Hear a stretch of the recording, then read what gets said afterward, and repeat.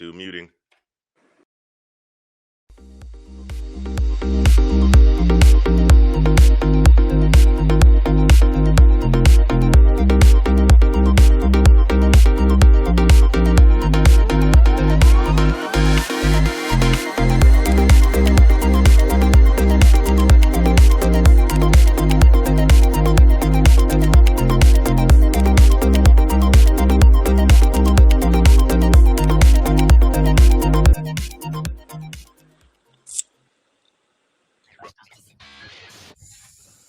Welcome to Indie and Unsigned, a presentation of Zagnif Productions, LLC.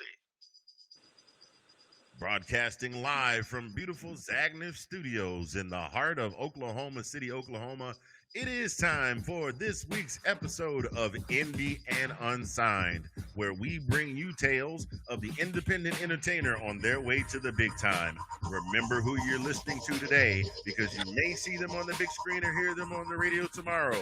Hosted by yours truly, the legend in his own mind, the man, the myth, the mad karaoke DJ, Mr. Fingers. And without further ado, let's get into this week's episode. Indie and Unsigned. Good afternoon, everyone. Good, beautiful afternoon to you all.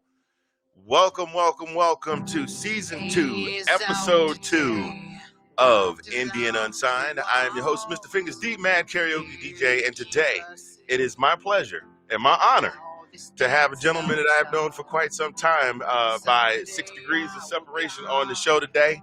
And he's going to come on and tell us a lot about everything, because he's a jack of all trades. A nice round of applause, ladies and gentlemen, boys and girls, for Mr. Ian Kaine MacGregor. How you doing, brother? Good, man. Good to see you. It's been a long time. Yeah, it has, bro. I mean, think about like a little background on how we met. I believe it may have been before, but the best of my recollection, because I used to drink a lot, was at the Old Firestation number 3. That's it. Or Miller's. Was it Miller's then? No. Well, see what happened. Yeah. I started working at there was somebody else working that show back in 2002 when I went to work for that company. Yeah. And he broke off and started his own company, but I was his backup guy. And he went to the owner and said, "This is the guy." He went to Harry and he said, "Harry, you want to bring this guy in here? I think he can bring you a good crowd." And Harry, he's like, "Yeah, well, if he does the job and gets it done, we'd like to have him come to. I've seen him do. He's good. He's okay. He's okay." Yeah. And so I wound up taking that show from 2002 until whenever he sold it to can't remember the young lady's name. But when he sold it, I think Joe. When he sold it to Joe, yep. And then we were there for about another 6 months or so. We stopped doing karaoke, and then she had to change the name and all of that good stuff. And then Harry wound up taking it back over, and it's about a couple of years later, 9 or 10 or 11, 2010 or 11. That was when he brought me back in, because I was working. Oh, cool. Okay. I was working at Sully's out of Chantilly on Thursdays then. Got it. When Sully's went out of business. And Harry, for a guy that you think is not aware of what's going on around him, mm-hmm. Harry's a smart cookie, man. A lot of people underestimate him. Because it wasn't 2 weeks after Sully's went under when I got I hear you don't have the Thursday show. You want to come back through? I was like, yeah, man, I come back through. Yeah, I love that guy. He's awesome. I knew him for years just through, hanging out around that TT's and Firehouse scene and all that stuff. And my band played there so many times, and at some point I just sort of took up a residency at the end of the bar because I used to drink a lot. So, but then, there was a point where I'm not sure if you just kind of fell off and I guess disappeared over to Sully's. At some point I just stopped hanging out altogether. And so, I was gone for quite a while and went back to see him, I don't know, about a year ago. Good to see he's still there. Yeah. We were back. We moved to Oklahoma, the family. We all moved out here in 2018.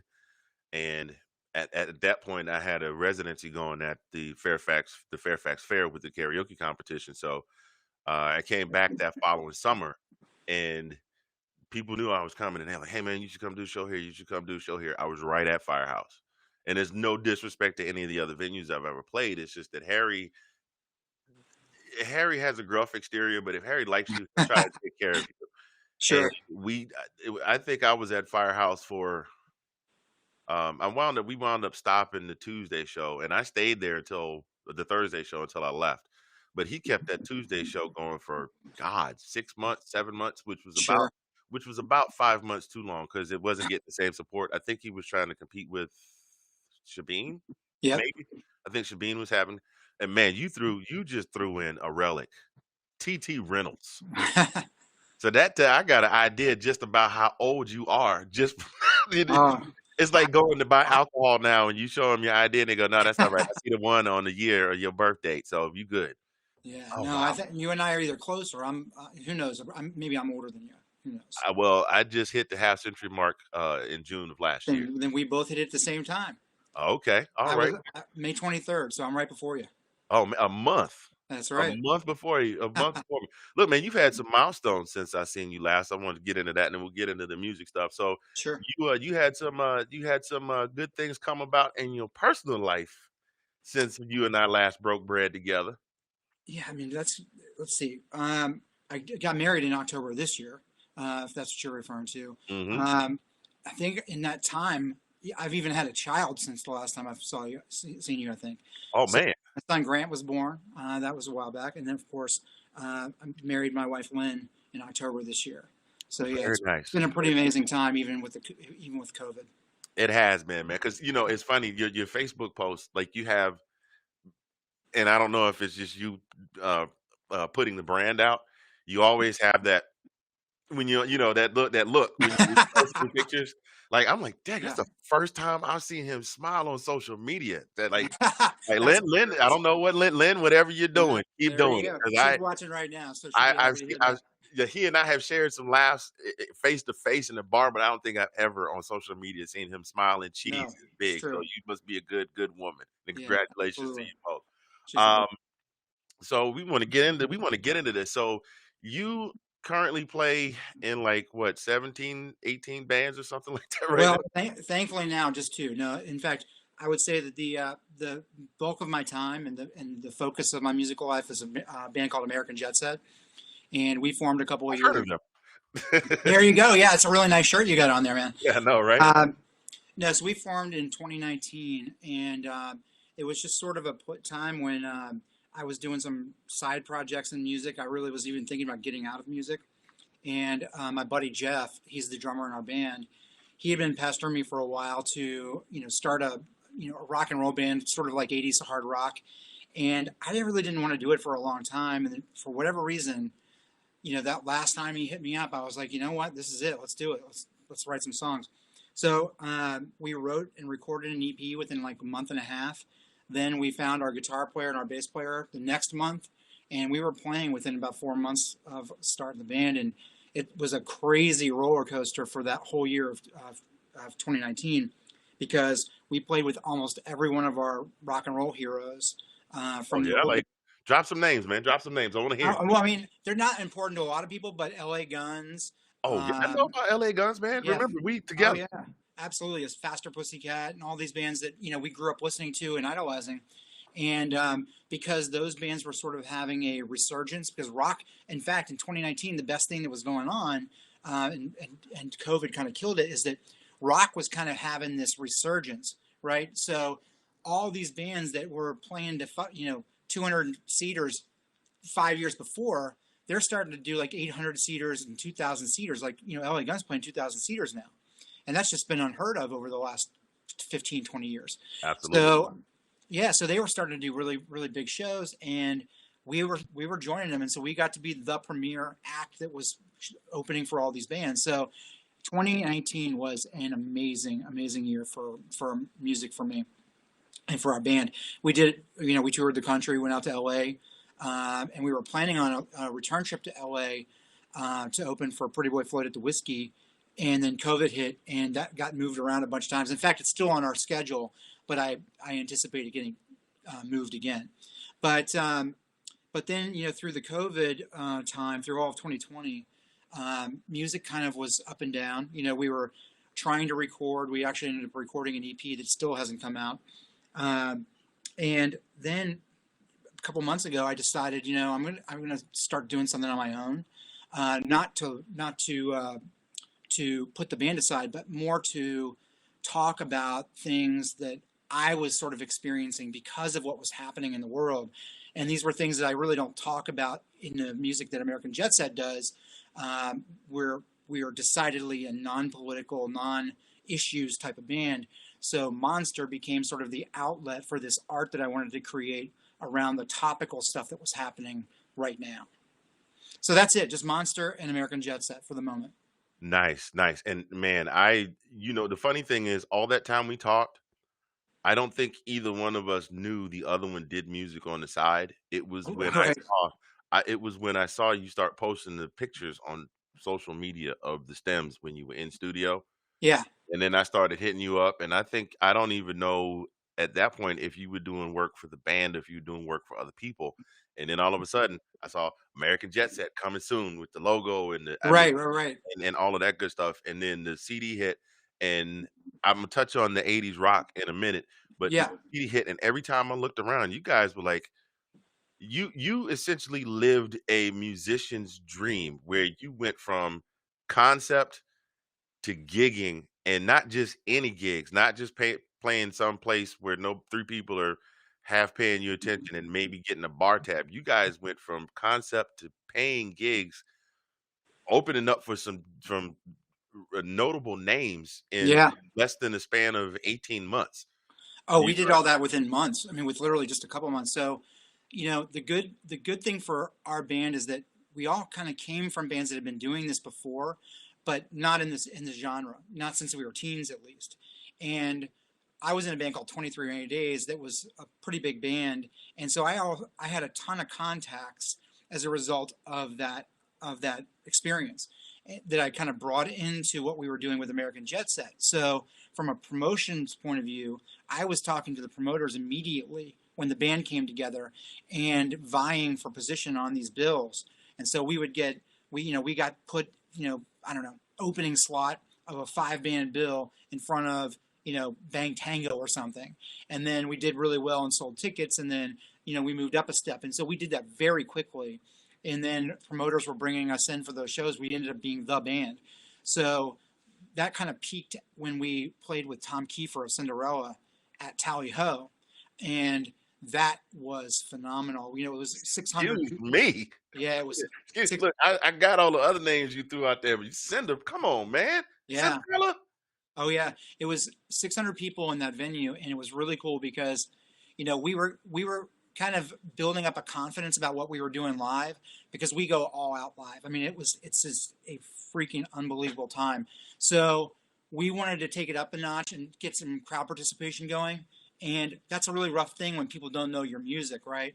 So we have a song called "Monsters," actually, funny enough, and it's the closing song that we do. And so we introduced kind of brought, not brought Tom Kiefer on stage, but we introduced the band that was coming up next and had the crowd chanting along to this chorus of this song.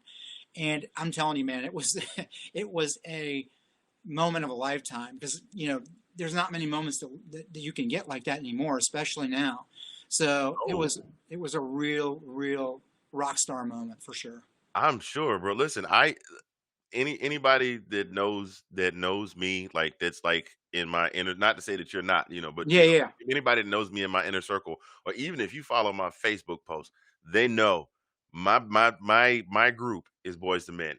Period. From the yeah. minute that Motown Philly hit the airwaves, I have every album. I can tell you who all was a member of the group, blah blah. Sure. My wife is like, oh, my son will come in and go, "Boys to Men, who's that guy?" I said, "Don't wait." And my daughter goes to say something, and my wife will go, "Nope, wait for it." And then I go, "You don't know who Wanye Morris is? What do you mean you don't know who Wanye Morris is?" So what you're equating right there would be the same as I would to be playing a venue and opening for Boys to Men and introduce Yeah. them and have them come out, and then I would drop back and sing the bass part because I don't have the bass anymore. Yeah. Girl, I'm sorry. Oh my God, I would to be able to do that in front of to be able to do that in front of 300 or 400 people would I would Yeah. never stop talking about it ever. I Yeah. mean, I've gotten an opportunity to meet them at meet and greets, but Sure. wow, that dude, you seriously have lived the life of a rock star in a very, very short amount of time, which Although, fortunately, in your case, you're still functioning and don't have any substance issues. Well, Most rock stars, they hit it big, and then in 2 years, they're breaking up, the band's fighting, and then they show that's up true. uh, unsung about 25 years later. Well, So, it's dude, funny though. I talked to my buddy about this, and when you think about it, bands like American Jet Set or others that are like us, because there's a couple bands out there that are doing this at the level we are, and we joke all the time about uh, being lucky to have not made it, because now we're just as happy doing this right now, but we don't have all the pesky problem of all the bills we probably have, because those guys don't make a lot of money. They're struggling to, like, look at them now. I mean, there's no, it's not like they're working at a technology company or something. Those guys are struggling because they can't play live anymore. You know, so I'm okay with the way it worked out for me. No, I didn't make it. I had a lot of really, really cool successes in music. 23 Rainy Days played the last tour we did was on the MTV Music Awards tour. So that was awesome. get Um, out. yeah, it was really And cool. the more jealous I get of you. You know that, right? I wouldn't get too jealous, but we did. There were some really cool shows, though. The stuff with MTV was awesome because this is the first experience playing on a stage where there's cameramen everywhere. We had 7 or 8 cameramen on stage. There were 2 or 3 boom mic operators or boom camera operators out in the stands that would just fly right up on your face. So that was a crazy experience. But I'm kind of glad the way it worked out, because I've done a lot of things that I've wanted to do, and I didn't have to pay the price for not spending a lifetime um, avoiding a real career. Yeah, I mean, I couldn't think of any better way to put it, where that's concerned. I mean, so what will wind up happening is, even God forbid, but even if something happens and you never able to get to that level again, I mean, I'm not from Virginia, originally from Georgia, but when I got to Virginia, started hitting the bar scene, there were these band names that I heard all the time. I heard about the Johnny Artist Band. I heard about Andre Fox. I heard about oh God, what's the guy that lives down in Manassas, and Pete Evick. I heard of, Sure. the Evicks and the things like that. And Well, then he plays with Brett Michaels, and he has for right. many years. Yeah. And what was the other band? The guys were from Centerville, and they did the commercial in the Vatican. Sev. Sev. Yeah. Yeah, I actually got to Now meet you them. know how old I am for sure. Yeah. So, yeah, yeah, I remember hearing that song and seeing the commercial, and then when I moved to Virginia, I was at a show, and I played music between singers, and I threw on Sev, and they're like, "Dude, what you know about Sev?" And I was like, "I just know they did skateboard tricks in the Vatican." Right. He's like, they're from here, right?" And I was like, "Get out." Because they was at that point they were doing a show they did a show at TT Reynolds, and I think right at the first part of the right before everybody think got shut down, did Yeah. they do a reunion show somewhere in DC No last idea. year, something like that? I don't know. In fact, I don't even know the last time Sev played live at all. I Um, think it was last year sometime right before everything shut down, because I had friends from all over the country that were from Northern Virginia that were trekking back to Northern Virginia for this show. It's like 15, 20 people. So I'm assuming it was Sav, because anyway. the band from back then that I loved was Two Skinny Jays. Oh man, or are they from that I area? think they're from New York or something, but they used to Okay, travel down here all the time yeah, you know, to the I Bayou. yeah, I never achieved that level of. I mean, like you and I were talking before the show, and I'm saying, I wanted to be an entertainer. Yeah. I didn't have the confidence to do it. I grew up playing music in church, so that's where I got my piano background from, and I did a gospel EP. It did, eh. I'm 23. I knew nothing about mixing. I did the whole thing on a Yamaha 4-track cassette Sure. with a $99 Casio CTK 1000 keyboard and a Shure SM58. That's it. So I had the CT 1000. Yeah, I had to. I still Yeah. remember. Yeah, I still go to YouTube and listen to the demo songs. That's how deep I go with this stuff. But That's funny. I have been nothing but thoroughly impressed for a man that you and I have never broken bread together, hung out with each other's families. Uh, I have been nothing but thoroughly impressed with what you have brought to the Oh, table so far. thank Look you. forward to hearing more. I say that like we're ending the interview. We're only 20 minutes in, Yeah, yeah, yeah. but I got a question for you, because you seem to be a man of all trades. Like, you got you do most of the don't you do most of the design work and things of that nature? Yeah. So my my real job, if we want to talk about that, I've spent my career as a designer for Okay. most of my time, and now I'm a creative director with a company out of McLean. But yeah, so most of my life has been spent in branding and in advertising. So all of the things that I get out of doing the band are the aesthetics, the aesthetics of everything. I love the branding aspect. I love the promotional aspect of it, and I love the live aesthetic. The way the band looks, the way the band presents itself, the sound. The actual sound of the production. Those are all the things that I'm absolutely in love with. And to me, they're all kind of part of the same thing, even though people kind of segment those things in other projects. This guy's going to do this, this guy's going to do that. I just kind of see it as all one big thing, and I always have. Love it. Okay. Yeah. All right. Well, those of you just joining the live stream, thank you so much for joining season 2, episode 2, Indian Unsigned. Mr. Fingers, your host. I'm here today with Kaine MacGregor of American Jet Set, and he's got this project coming, this project that just released today, Mosntr, which we're going to talk about in just a little bit. You can check out the chat on the Facebook page under Indie and Unsigned. Feel free to join the chat. My wife is in there, I believe, and she's monitoring the chat. So if you want to chat with her, and Ian's wife is also in there, so you can stop in and say hello. If you want to check out Ian, his www, if I got this right, if I got it wrong, correct me. It's www.wearemonsters.com. And that's where you can go and check out what he's got going on right now with this project and some cool merch. You got more merch? How do you get more merch and I didn't find out? It's See, I, I decided this time I'm not actually printing things and sending it to people though. So this is actually an on-demand thing. So if you go to Teespring, the Teespring store, you can boom. actually order directly from there. Boom. Okay. Cause see, if I'd have known about that, I'd have been wearing my. That's it. Well, you got a good one on. That's like the best one you can have. That's the classic one. Okay, yeah. This is the one, like, brother. This was in a. I put this in a vacuum bag. Oh wow, I have cool. like all of my like I've got uh t-shirts. I went out and snapped up a bunch of t-shirts when MJ passed, and Yep. I've got t-shirts, custom t-shirts I made from some of my karaoke shows and Mr. Fingers branded stuff. I just took all that stuff and I realized, man, this stuff, some of this stuff's 15, 20 years old. If I don't, you know, Right. Yeah. yeah, it'll be gone. The moths That's it. get it. So I was frantic. I mean, like right before we came on, I had on another shirt. I said, "Oh man, I gotta go get my shirt," and then I couldn't find it. I was in a panic. I was like, "Oh, vacuum bag." So it's still so fresh and so clean. Uh, Well, I got a couple others. I'll send them to you. We'll touch base on size, and I'll send you a couple that we're kind of phasing out anyway. 2XL, my brother. I have There been it cooped is. up in the house for 10 months, and my wife bought me a Traeger for my birthday. And yeah, let's just say, like the church people say, God is good, but all I can say is ribs are good, and Yep. but not for Amen. my waistline.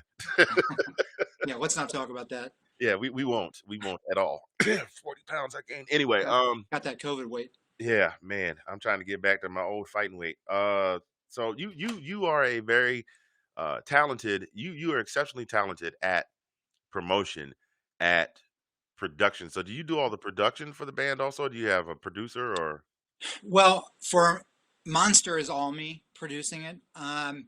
That's what I love doing. It's probably the of all the things that you can do for me, defining the sound of anything that I'm working on is just a huge part of it.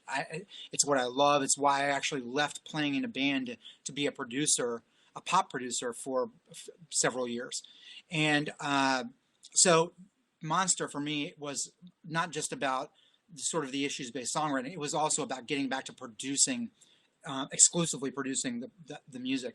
So in American Jet Set, I ended up producing the first EP, but then we wanted to move it more into a live sounding, to make it more live sounding, more.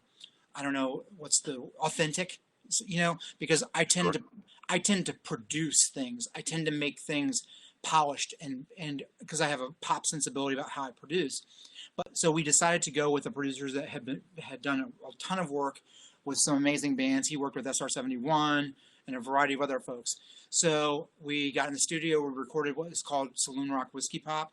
That was the last album we put out, Love and it. That's my jam too. I was gonna get to that. That one is my jam. yeah. Is it a full album or is that one just the EP? It's a long EP, but we call it a record because it's it's the longest thing. It's the longest thing we got, so we're calling it a record for the sake of that. That is my jam right there. And that the title of that one is the actual title of that one is I keep wanting to call it Saloon Rock Whiskey Pop. Never is it Never Be Goodbye, if I got that right? That's the last song on the record. That's the ballad. Yeah, I love that one because it's just the band. It's yeah, just the band all singing on Saloon Rock Whiskey Pop. I love that yeah, one, man. So yeah. but it's funny you mentioned that. I wanted to touch on that as well. Look, I would describe to anyone who's watching right now who knows Ian and wanted to check him out, show him some love, but haven't actually heard the music. And if I'm wrong, stop me. Yeah, yeah. Go ahead. You have a your sound. I would say you have a little bit in your voice. I think young Ozzy, but the band and the material with American Jet Set, definitely a Motley Crue kind of Hmm. hairband 80s kind of feel, uh, Yep. which is where you mentioned earlier with the 80s rock. I mean, because you've got Walk in Contradiction, which is kind of every hairband in the 80s had the anthem to the femme fatale, to the good looking girl that everybody wanted to get with, but she just Yeah. the wake of guys destroyed in her wake. Um, to Golden Nines, where that was kind of it's kind of a rock band anthem like Golden Nines. That's the kind of the song if you all had more time to play and gig in other venues would be the song that when you start playing it that everybody just loses their mind because that's the one that and Never Be Goodbye. Those two songs that everybody would be singing along with. You know, Mm. kill the music and be like, y'all sing the chorus. You got thousands of people singing, "Smooth Rock with-" so it's definitely I definitely get that feel. That's the feel that I get when I listen to with American Jet Set. Yeah, With American Jet that whole record was meant to be. Yeah, well, yeah, Jet Set. So, just in general, it's funny that you draw the Ozzy comparison because I don't know when it was that we first got when someone first said that. We never, I never thought of it at all because yeah, I've listened to Ozzy all my life, but it's not even on my radar in terms of an influence, vocally. And I'm just really not a good singer, so I never really, I only really ever think of the direct influences on me. Set. And so someone actually likened my voice to Ozzy, and I thought that's weird. And then after listening to it again, I'm like, yeah, I guess I can hear that a little bit here and there. But yeah, you're not the only one to say that. That's pretty Yeah, funny. definitely like a young Ozzy at that. Yeah. I mean, come on, bro. You really couldn't draw the comparisons. Have you taken a good look at I your promo? Have you taken a good look at your promo pic with the eye makeup? Come on, man. That is well, classic Ozzy. well. So the funny part, no, I was afterward, after being kind of called out in that way a couple of times, I started hearing it in songs, especially in Thousand Ghosts, which is on that same record. Hmm. That opening of that song sounds very Ozzy. So 100%. But you're dead on with the band in general. I think when we went into the band, when we went into the whole project, we had this idea that we wanted to sound like and look like a band that's been around for 30 years that you just had never heard of yet. Right? And that was the entire thing. We didn't want you to ever think we were a local band. We wanted you to feel like we were a national act you just didn't know existed. And all the bands you just mentioned, were all on our sort of wish list for we kind of want to sound like this. So we use those as templates as a way of drawing influences and pulling them into the songs. But sure, it was Poison. There's a lot of Poison on that record, the one you're talking Mhm. about. There's always a Crew reference at some point or the other, Oh yeah. and that. I could definitely see you. I could definitely see Jet Set killing a remake of Smoking in the Boys Room. Oh, there you go. Yeah. Oh yeah, we're huge Crew fans. I don't think there's ever a moment where one of us isn't talking about the first record, the second record, or the third record. So yeah, it's always a Crew conversation. Yeah, so tell me more. Wow, you actually went right into my one of my next questions. What what is like outside of what we talked about, you you encompass a it's like don't want to say cornucopia, and I don't want to say mix mishmash, but you have several different styles, like a saloon rock, whiskey pop. There were several different styles of songs. If you because if you a lot of the bands of the '80s, they either went boom, this is what we're doing, and this is where we're going. Like I want to say Van Halen, especially during the David Lee Roth years, they were like, but you Yeah. know, real heavy. Let's go boom, boom, boom, boom. And then you had groups like Poison that could be, they could go with a dance tune, or they could hit you with the every rose has its thorn. So you Hmm. guys had this particular EP, lot of different. You kind of hit on all 8 cylinders in this because you had a ballad, you had the band anthem, you had the ode to the ode to the woman about town, as politically correct as I can put that. So is there any one style in particular that you would say that you favor more than the other, or No, I think collectively that record, to me, because it is a long EP, the way I kind of look at that is like if you had someone's full record, if you had, say, Faster Pussycat, if you had their full record, but you stripped out the parts that you probably would skip through, to me, that's what that Saloon Rock record is. It's like the best of the songs we would have put forward for that record if we had them. And I think that they might seem disparate in style, but to us, they felt very connected because, starting with, the record starts with the Cowboys kind of riding into town, and then that opens right up into that bar anthem, and throughout that whole thing, you can feel that sort of Western rock and roll.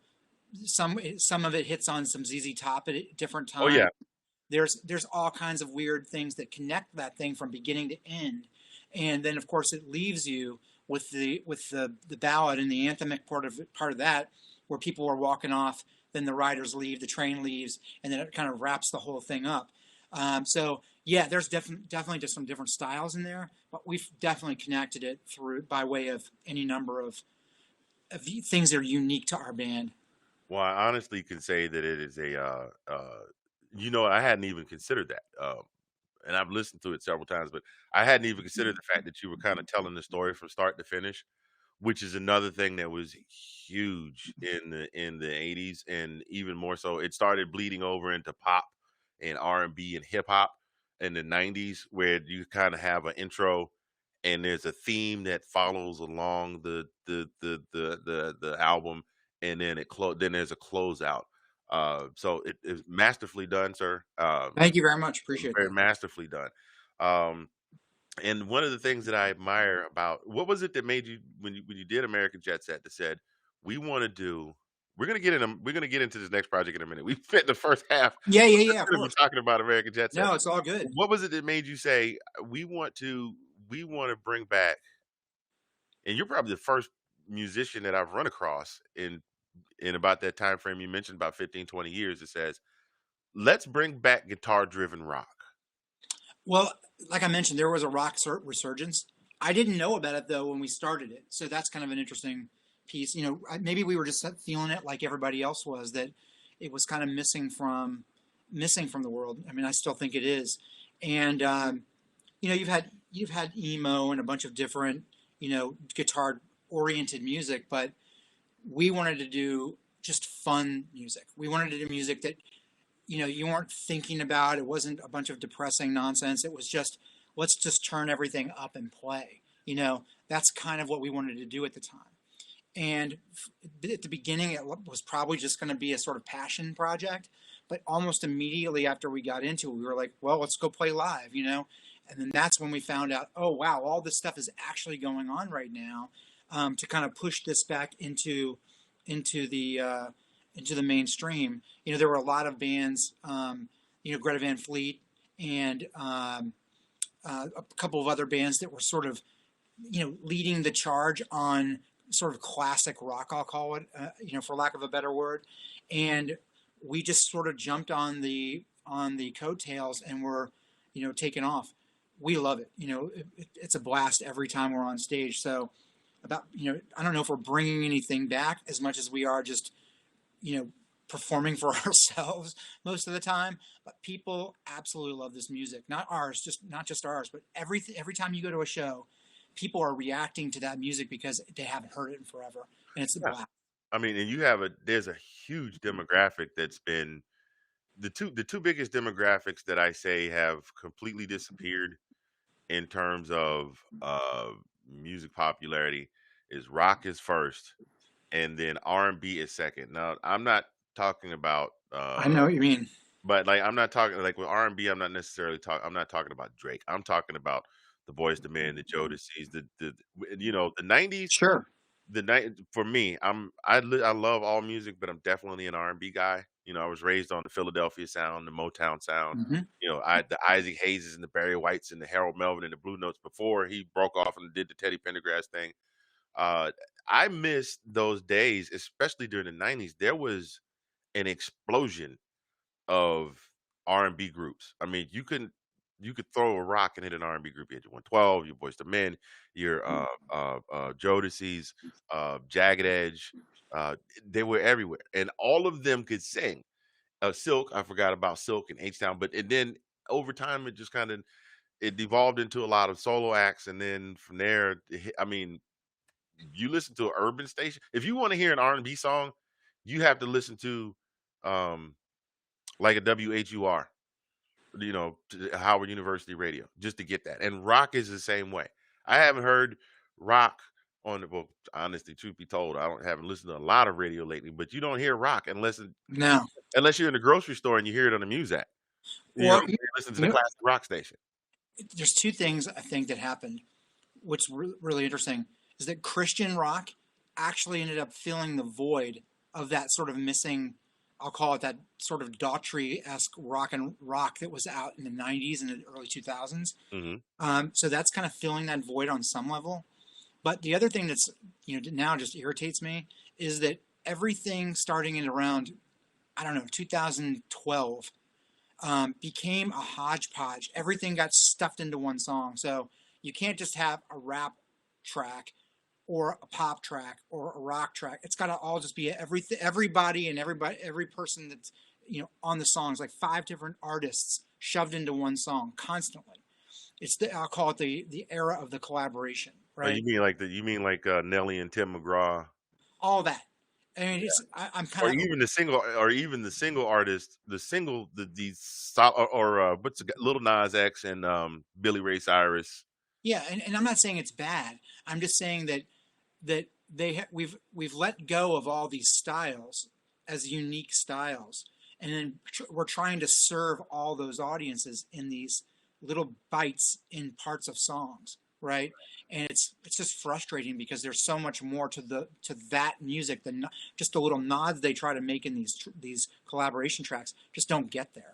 Yeah, I mean, rock music is incredible by itself. Pop music is awesome by itself. Some of it is a little too bubblegummy for me.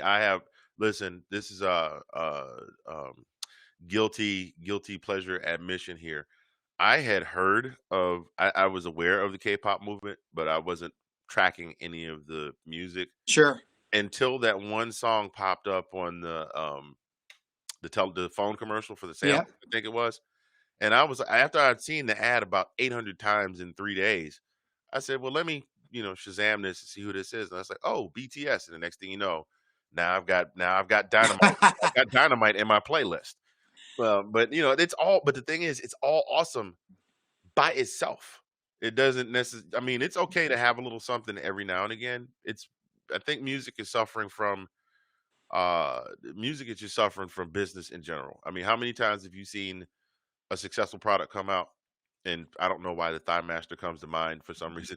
Like Suzanne Summers sold 2 million Thigh Masters, and all of a sudden everybody's selling something to squeeze your thighs together. Like you got Sure. you got a knockoff.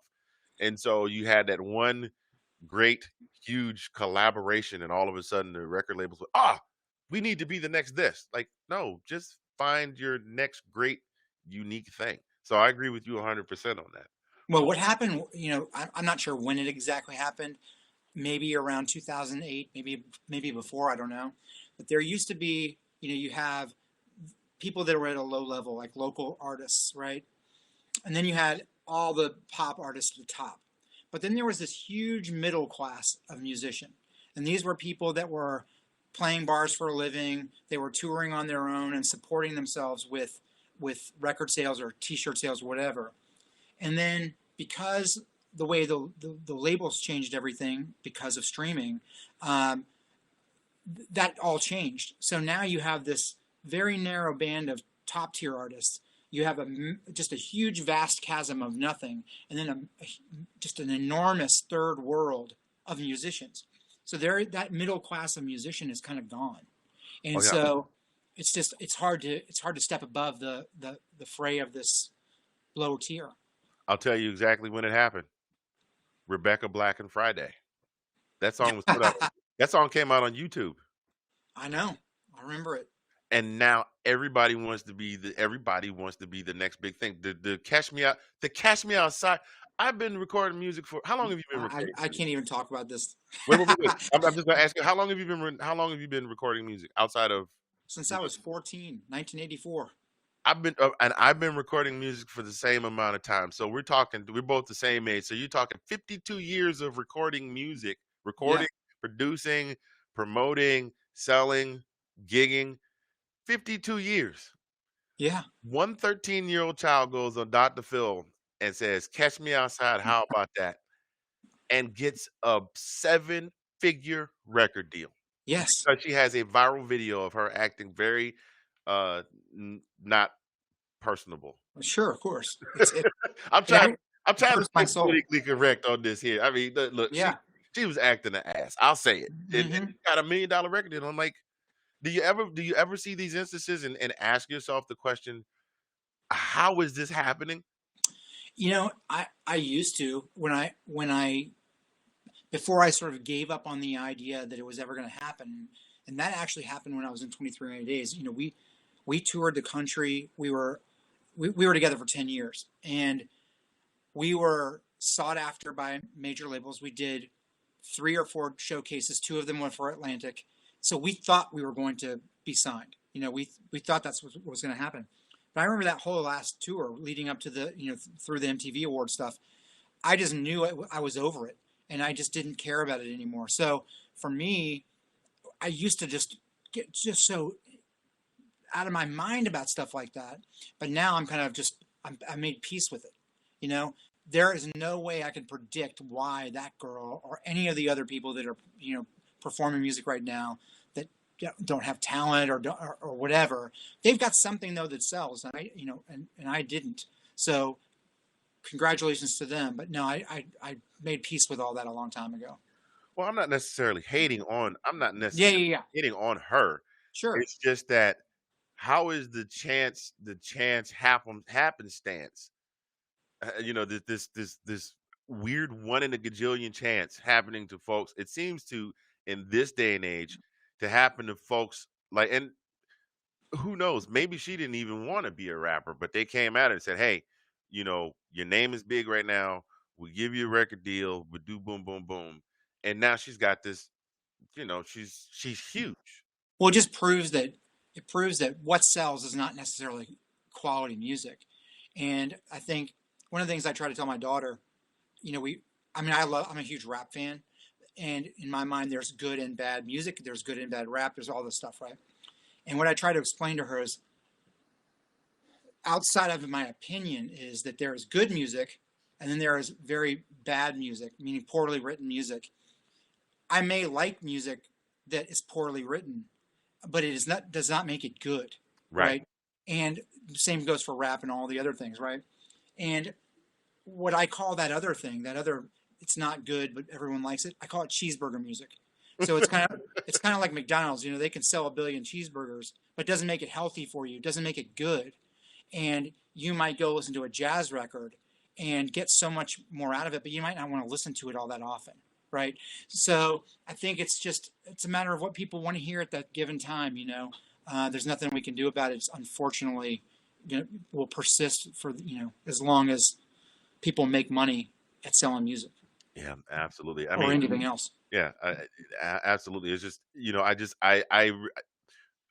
you hearken back to the stories of acts that we loved that actually put out better than decent or very good music, and you hear the tales of how, I mean, even case in point, the Jackson 5, Michael Jackson dying and Michael Jackson passing away as the quite possibly the largest music superstar the world has known in its existence, and how their dad was taking them around and they were doing talent shows and playing gigs. And Suzanne DePass, I believe her name was, from that was working with Barry Gordy, said, "You really need to see these kids." And he brought them in, and that's when you see the infamous video of uh, Mike doing the James Brown, little Michael Jackson doing the James Brown and singing "I Got the Feeling."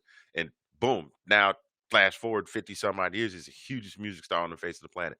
Well, I look at guess, Beyonce even, with her dad dragging her around and putting all that stuff together on his own. There was no guarantees and all that. They were just doing it.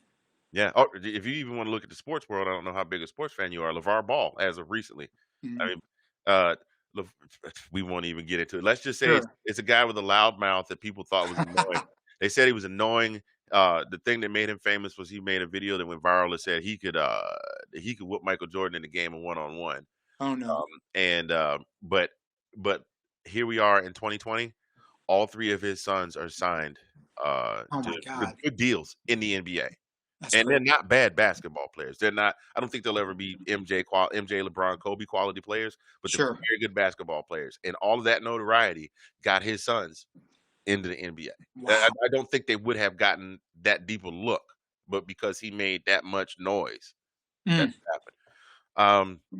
So, ladies and gentlemen, if you're just tuning into the live or you've been watching for a little bit, season 2, episode 2, Indie and Unsigned, Mr. Fingers, the Mad Karaoke DJ, back on the airways with my homie from Fairfax from the Fire Station #3, or the Old Firehouse Grill, or Miller's Tavern, or Stone Cold, or Dharma, or Crossroads, or whatever Oh my God. we used Dharma to go Cafe.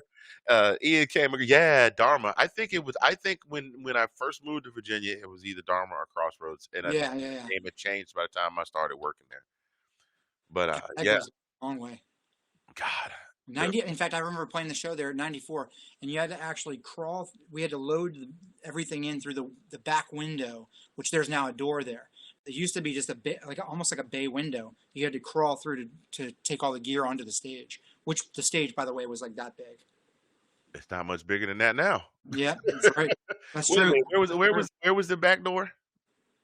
Where the door is now, Oh, you mean but the back door exactly, by but the it was, restrooms? yeah, all that was, it just looked all different in the back. But yeah, you used to load in through that window, put everything down on the floor, and then kids would just sit all around on the floor while you played. It was a weird experience.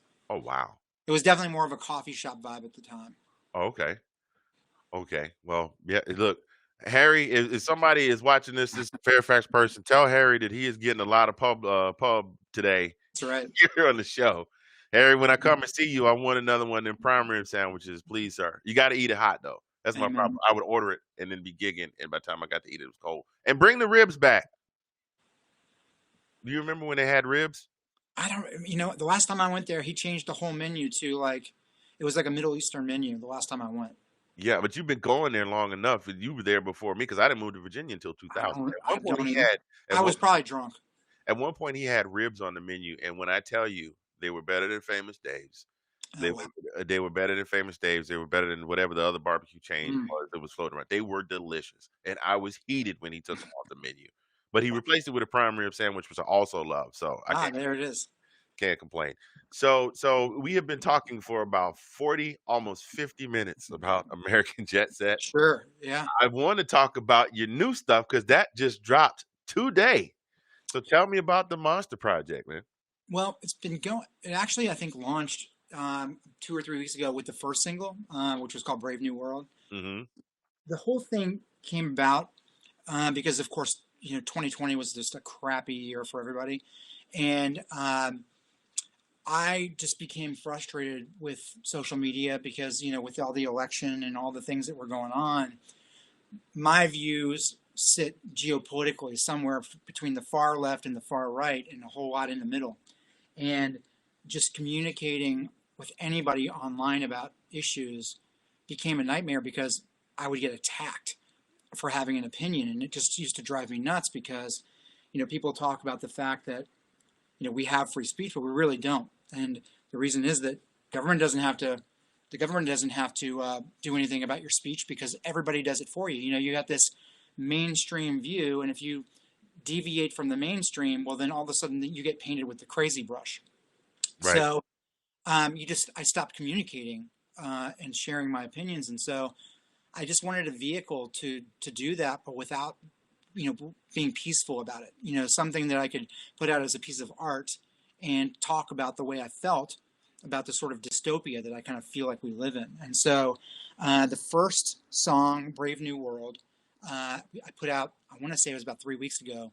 And that was sort of as a response to, I think a lot of people think it's about the virus, but it's really about authority in general, and the idea that we sort of give our power over to these people that call themselves an authority, and without any real idea about what they're actually what they're telling us, what they're doing, without checking them. You know what I mean?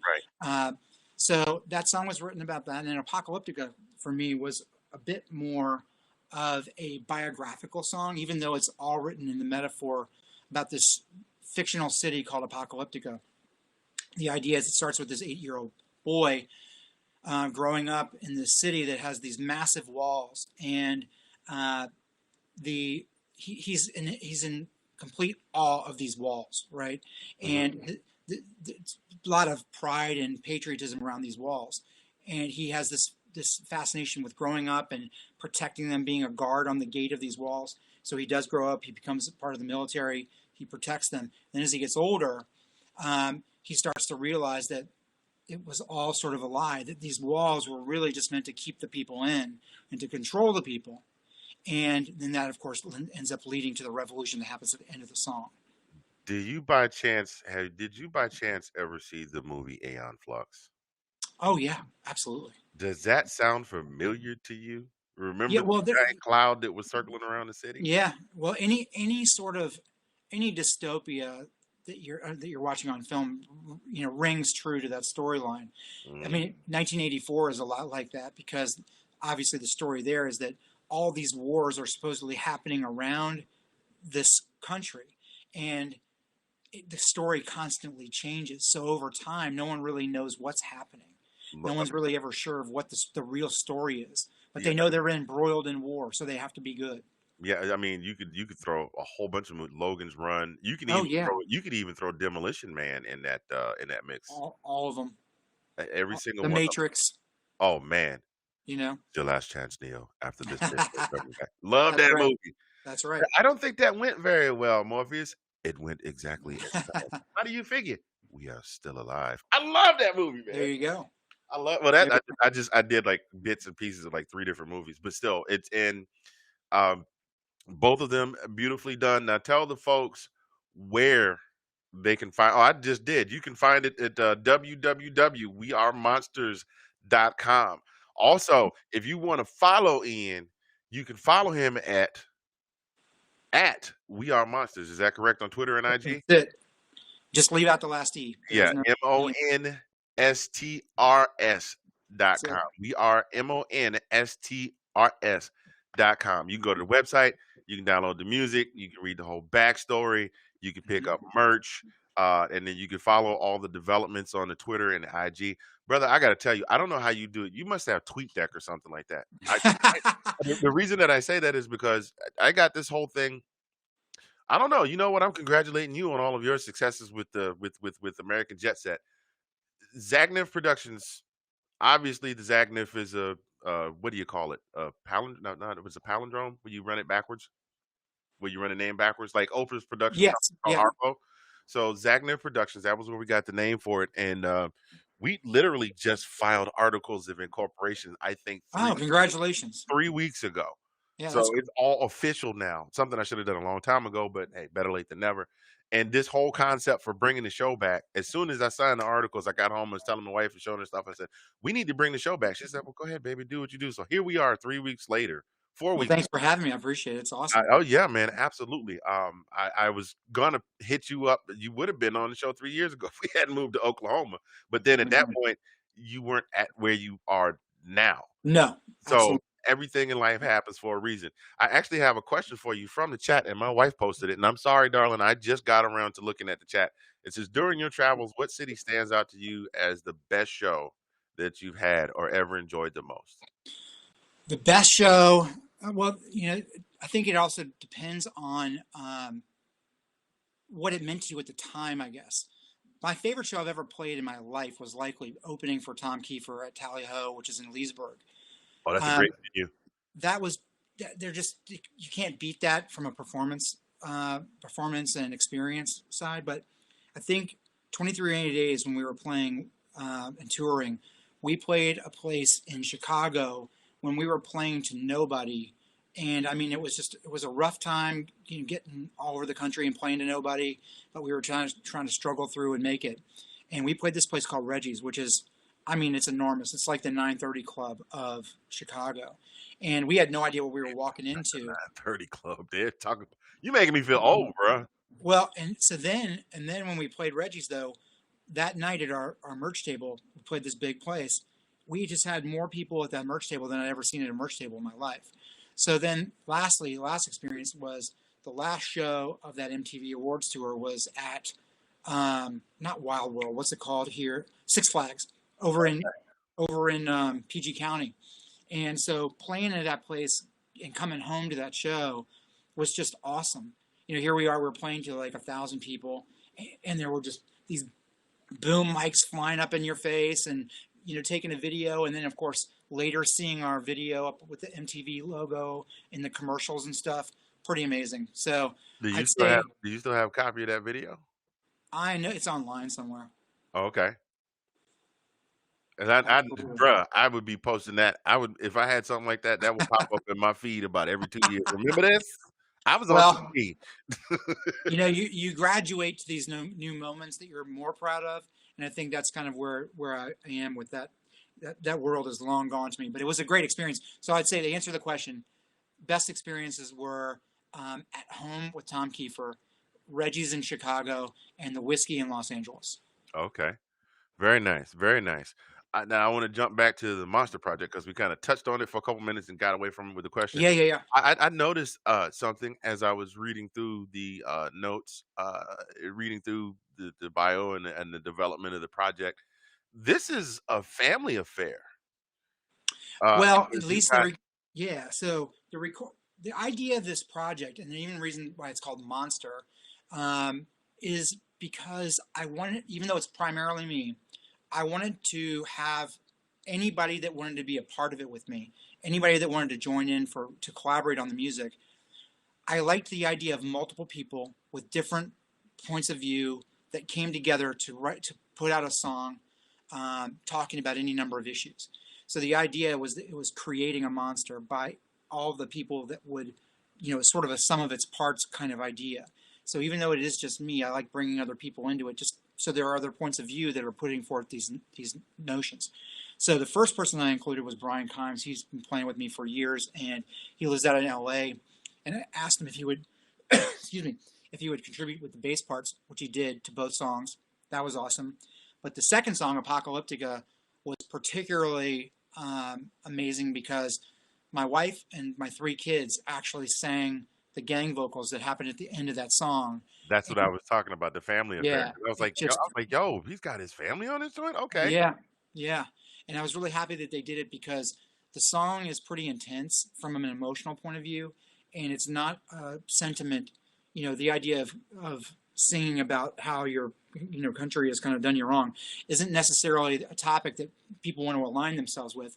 But what I love about all the collaboration is that it's people that might even think differently than me that were happy enough just to be able to put that message out there, even if they might not even agree with it. And I think that's really what the whole project really at its core is about. The idea that we should just be able to talk back and forth with each other without arguing and screaming and calling people kooks. Let's just have conversations. And I think that's what this is. Absolutely, sir. I think you summed that up in about 30 seconds than most people could in a 4-page Facebook post, which I generally tend to skip by anyway. It matter, even if they make perfect sense.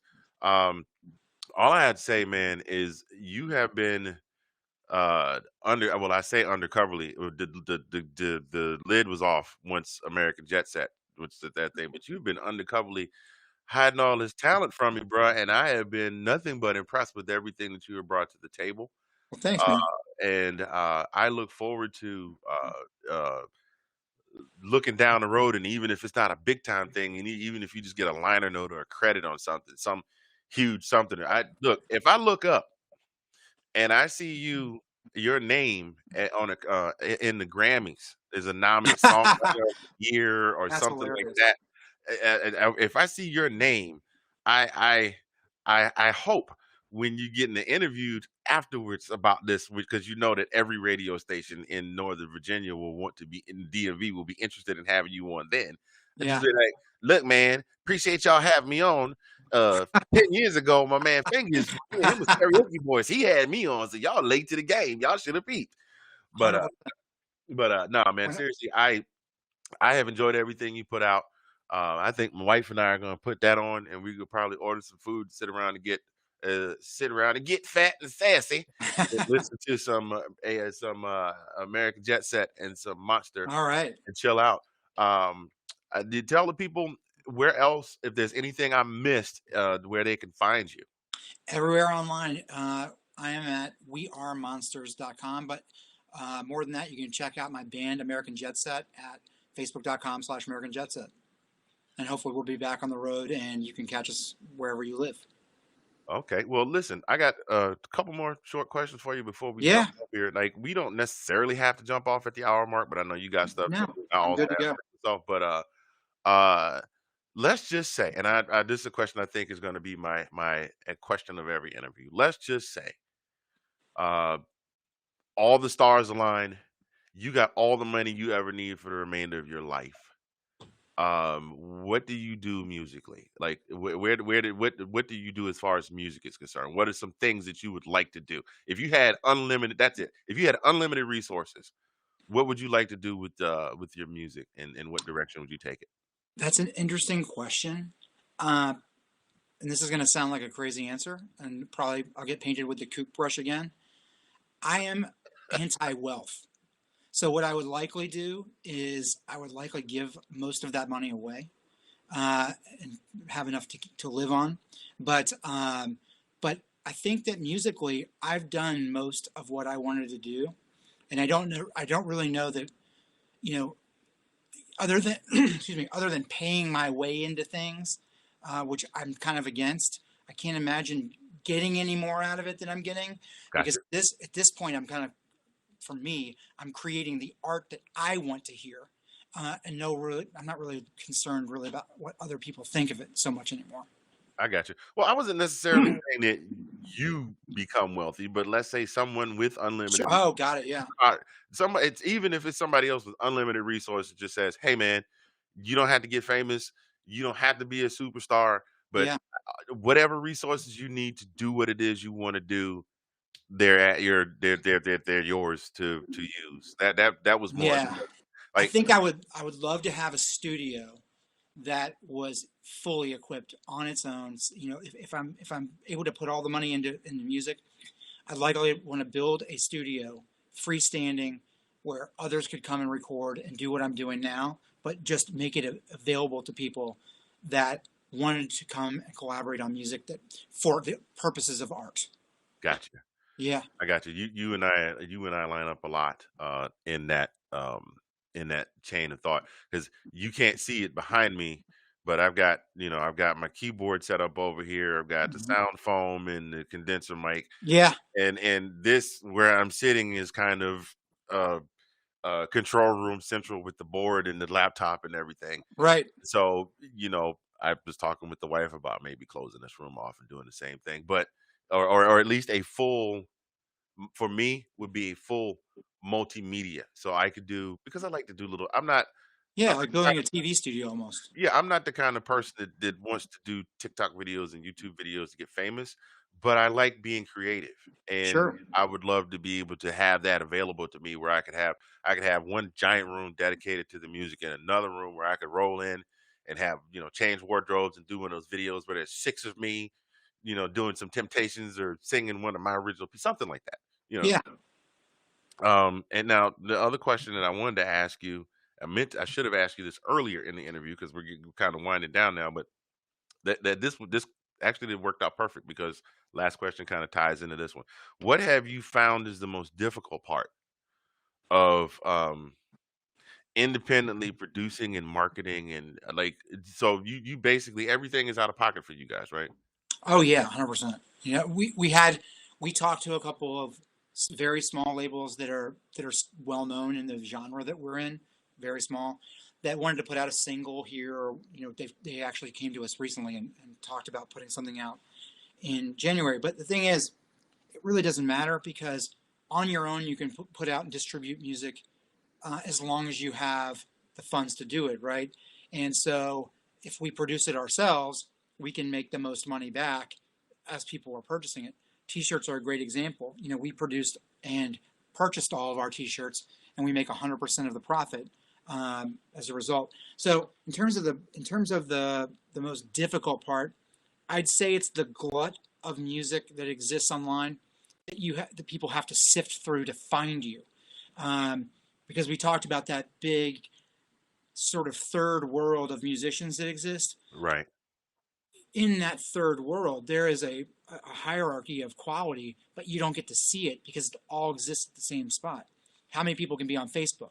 It used to be with the MySpace, at least, you could quickly go through, tons of pages every day and decide whether you like something or not and follow it. Hmm. But Facebook's not built for that, right?